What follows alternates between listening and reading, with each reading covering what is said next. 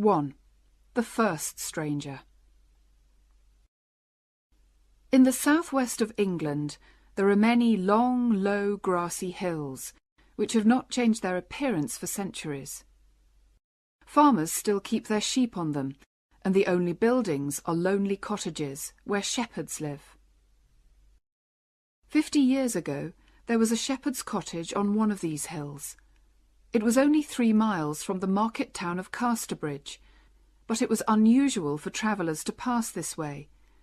There was no road, just 2 footpaths which crossed in front of the cottage door. During the long winters, snow and rain fell heavily here, which made travelling difficult. The night of March the 28th, 1825, was one of the coldest and wettest that winter. But inside the cottage all was warm and cheerful.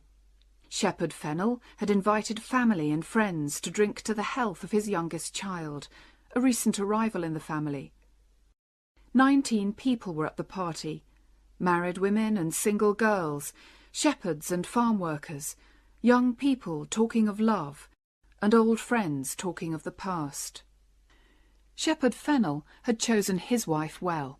She was a farmer's daughter from one of the valleys, and when she married, she brought £50 with her in her pocket and kept it there for the needs of a coming family. She did not like to spend money unnecessarily and had worried about the kind of party to give that evening. At a sit-still party, she thought, the men'll get too comfortable and drink the house dry, but at a dancing party, people get hungry and then they'll eat all our food. We'll have both sitting and dancing, that's the best way. And secretly, she told the fiddler to play for no more than 15 minutes at a time. But when the dancing began, nobody wanted to stop. The fiddler refused to catch Mrs. Fennel's eye and played on. The music got louder and louder, and the excited dancers stepped faster and faster. Mrs. Fennel could do nothing about it, so she sat helplessly in a corner as the minutes became an hour. While this was happening indoors, outside in the heavy rain and darkness, a figure was climbing up the hill from Casterbridge. It was a tall, thin man, about 40 years old, dressed all in black and wearing thick, heavy boots. When he reached the shepherd's cottage, the rain came down harder than ever. The man left the footpath and went up to the door. He listened carefully, but the music inside had now stopped, and the man seemed unsure what to do. He looked around, but could see no one on the footpath behind him, and no other houses anywhere near. At last he decided to knock on the door. "Come in," called Shepherd Fennel. All eyes turned towards the stranger as he entered the warm room. He kept his hat on, low over his face. "The rain is heavy, friends," he said in a rich, deep voice. "May I come in and rest here for a while?" "Of course, stranger," replied the shepherd. "You've chosen your moment well, because we're having a party tonight. There's a new baby in the family, you see." "I hope you and your fine wife will have many more, shepherd," the man answered, smiling politely at Mrs. Fennel. He looked quickly round the room and seemed happy with what he saw. He took his hat off and shook the water from his shoulders. "Will you have a drink with us, stranger?" asked Fennel.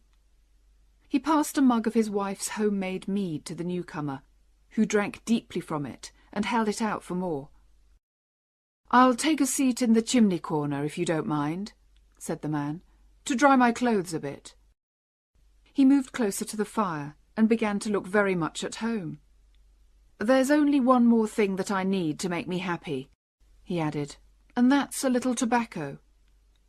"I'll fill your pipe," said the shepherd kindly. "Can you lend me one?" "You're a smoker and you've no pipe?" said Fennel. "I dropped it somewhere on the road." The man lit the pipe that Fennel gave him and seemed to want to talk no more. 2. The Second Stranger. During this conversation, the other visitors had not taken much notice of the stranger because they were discussing what the fiddler should play next. They were just getting up to start another dance when there was a second knock at the door.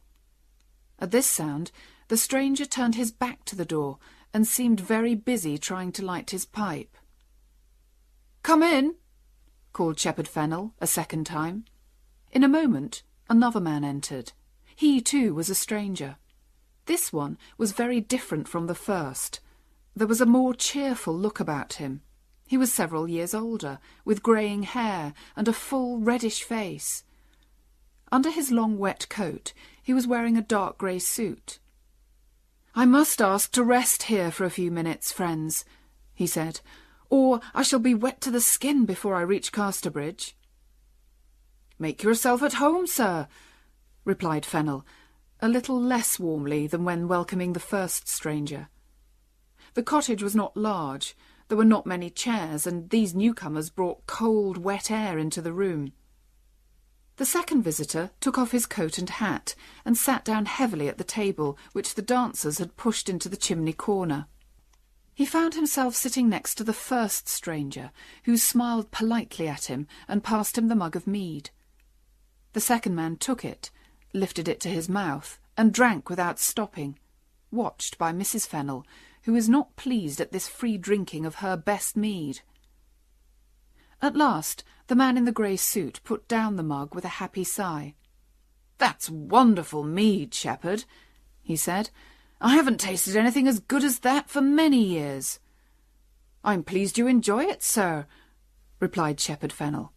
"It's goodish mead," agreed his wife, a little coldly. "Made from our own honey, of course, and it is trouble enough to make, I can tell ye, but we may not make any more. Honey sells well, and we don't need much mead for ourselves." "Oh, but you can't stop making this," cried the man in grey. He took the mug again and drank the last drop. "I love mead, as much as I love going to church on Sundays, or giving money to the poor." "Ha, ha, ha," said the man by the fire, who seemed to enjoy the stranger's little joke. The old mead of those days, made with the best honey and the freshest eggs, tasted very strong, but it did not taste as strong as it actually was. Before long, the stranger in grey became very cheerful and red in the face.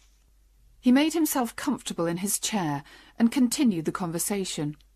"Well, as I say, I'm on my way to Casterbridge," he said. "You don't live there, then?"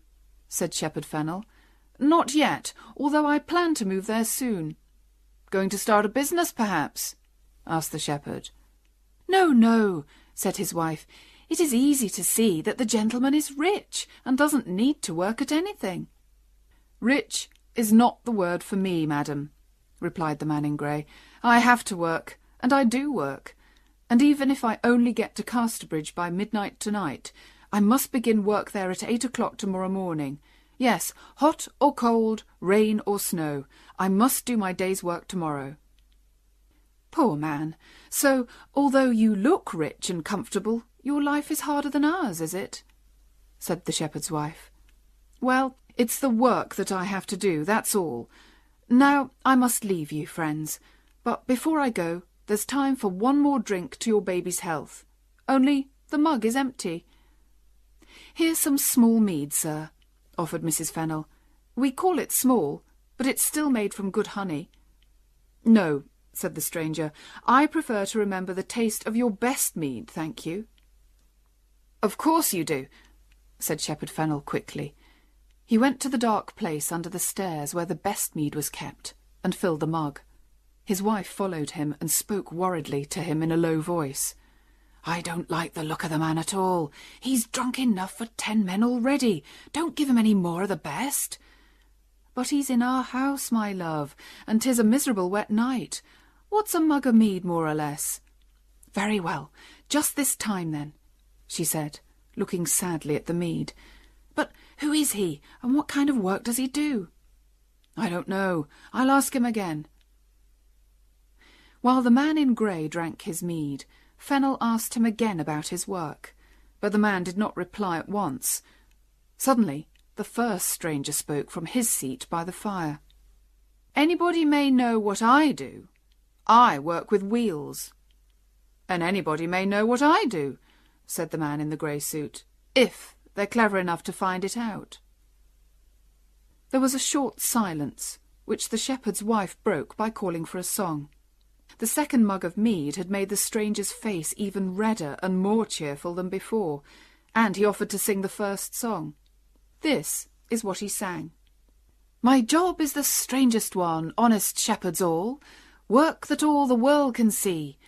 My customers I tie, and I take them up so high, and send 'em to a far country." No one spoke except the man near the fire, who joined in the last part with a deep musical voice. "And send 'em to a far country." None of the people in the room understood what the singer meant, except the man near the fire, who continued smoking and said calmly, "Go on, stranger, sing on." The man in grey drank again from his mug and sang, "There isn't much I need, honest shepherds all, to set the criminals free. A little piece of rope and a tall hanging post, and that'll be enough for me." Now it was clear to everybody in the room that the stranger was answering the shepherd's question in song. They all looked at him, their eyes and mouths wide open in horror. "Oh, he's the hangman," they whispered to each other. "He's come to hang that poor clockmaker tomorrow in Casterbridge prison. The clockmaker who had no work and whose children had no food, so he stole a sheep and now he's going to hang for it." 3. The third stranger. Just then there was another knock on the door. People seemed frightened, and Shepherd Fennel was slow to call out, for the third time, the welcoming words, "Come in." The door was gently opened, and another stranger stood in the doorway. He was a little man with fair hair, and was tidily dressed. "Can you tell me the way to—" he began, but stopped speaking when his eyes fell on the stranger in grey, who at that moment started singing again. "Tomorrow is my working day, honest shepherds all, working with the little piece of rope. A sheep has lost its life, and the thief must pay the price. He'll find some peace with God, we hope." The man by the fire repeated cheerfully in his deep voice, "He'll find some peace with God, we hope." All this time the third stranger had stood in the doorway, and now everyone turned to look at him. They saw to their surprise that his face was white, his hands were shaking, and his eyes were fixed in horror on the man in grey. A moment later he turned and ran away into the darkness and the rain. "Who can that be?" asked Shepherd Fennel. No one answered. The room was silent, although there were more than 20 people in it, and nothing could be heard except the rain beating on the windows. The stillness was broken by a bang. It was the sound of a gun, and it came from Casterbridge. "What does that mean?" cried several people at once. "A prisoner's escaped from Casterbridge prison, that's what it means," replied the man in grey, jumping up from his chair. "I wonder if it's my man." "It must be," said the shepherd, "and I think we've seen him. The little man who looked in at the door just now, and shook like a leaf when he saw ye and heard your song." "His face was as white as a sheet," said the fiddler. "His hand shook like an old man's," said a farm worker. "His heart seemed as heavy as stone," said Mrs. Fennel. "True," said the man by the fire. "His face was white, his hand shook, and he ran like the wind. It's all true." "We were all wondering what made him run off like that," said one of the women, "and now 'tis explained." "Is there a policeman here?" asked the hangman. One of the men came slowly forward, pushed by his friends. "I'm one of the king's officers, sir," he said. "Then take some of these men at once, follow the criminal, and bring him back here. He hasn't gone far, I'm sure." "I will, sir. I will when I've got my uniform. I'll go home and put it on and come back here immediately." "Uniform? Never mind about your uniform. The man'll be far away by that time." "But I must have my uniform. There's the king's name on it in gold." "I can't arrest a man without my uniform on." "I'm a king's man myself," said the man in grey coldly, "and I order you to find and arrest this man at once. Now then, all the men in the house must come with us. Are you ready?" The men left the cottage to start their search, and the women ran upstairs to see the new baby, who had begun to cry loudly. But the living room did not stay empty for long. A few minutes later, the first stranger came quietly back into the house. He cut himself a large piece of cake and drank another mug of mead. He was still eating when another man came in just as quietly. It was the man in grey. "Oh, you here," said the hangman, smiling. "I thought you had gone to help look for the prisoner." "And I thought you had gone too," replied the other. "Well, I felt that there were enough people without me," said the man in grey, helping himself to the mead. "I felt the same as you. These shepherd people can easily find the man, because they know this hilly country. They'll have him ready for me by the morning, and it'll be no trouble to me at all. Yes, they'll find him. We'll save ourselves all that trouble." "True, true. Well, I'm going to Casterbridge. Are you going the same way? We could walk together." "No, I'm sorry to say I'm going the other way." And after finishing their mead, the two men shook hands warmly, said goodbye to each other, and went their different ways. Out on the hills, the shepherd and his friends were getting cold and wet in their search for the prisoner. They had no luck at all, until they reached the top of a hill, where a single tree stood. Suddenly, they saw the man who they were looking for, standing next to the tree. "Your money or your life!" cried the policeman loudly. "No, no," whispered the shepherd. "That's what robbers say, not good, honest people like us." "Well, I must say something, mustn't I? You don't realise how difficult it is to remember what to say." The little man now seemed to notice them for the first time. "Well, travellers, did I hear you speak to me?" he asked. "You did," replied the policeman. "We arrest ye for not waiting in Casterbridge prison for your hanging tomorrow." The little man did not seem at all afraid, and to everyone's surprise, agreed with great politeness to go back to the shepherd's cottage. When they arrived there, they discovered that 2 officers from Casterbridge prison and a judge who lived nearby were waiting for them. "Gentlemen," said the policeman, "I've brought back your prisoner. Here he is." "But this is not our man," cried one of the prison officers. "What?" said the judge. "Haven't you got the right man?" "But then who can this man be?" asked the policeman. "I don't know," said the prison officer. "But our prisoner is very different. He's tall and thin, with a deep musical voice." "That was the stranger who sat by the fire," cried Fennel. The little man now spoke to the judge for the first time. "Sir," he said, "I must explain. I've done nothing wrong. My only crime is that the prisoner is my brother. Today I was on my way to visit him in Casterbridge prison for the last time, when I got lost in the dark. I stopped here to ask the way, and when I opened the door, I saw my brother sitting by the fire. Right next to him was the hangman who'd come to take his life. My brother looked at me, and I knew he meant, 'Don't tell them who I am, or I'll die.' I was too frightened to do anything except turn and run away." "And do you know where your brother is now?" "No, sir. I haven't seen him since I left the cottage." "And what's his job?" "He's a clockmaker, sir. He said he worked with wheels," said Shepherd Fennel. "He meant the wheels of clocks and watches, I suppose." "Well, we must let this poor man go," said the judge. "Clearly it's his brother who is the wanted man." And so the little man left the cottage with a sad, slow step. The next morning men were out on the hills again, searching for the clever thief. But the shepherds and farm workers did not look very carefully. They did not think the man should hang just for stealing a sheep, and they liked the wonderful coolness that he showed when sitting next to the hangman at the shepherd's party. So the prisoner was never found, and the man in grey never did his morning's work in Casterbridge, nor ever met again the friendly stranger who had sung the hangman's song with him by the shepherd's fire. The grass has long been green on the graves of Shepherd Fennel and his wife, and the baby whose health was drunk that night is now an old lady. But the arrival of the 3 strangers at the shepherd's cottage, and all that happened afterwards, is a story as well known as ever in the hills and valleys around Casterbridge.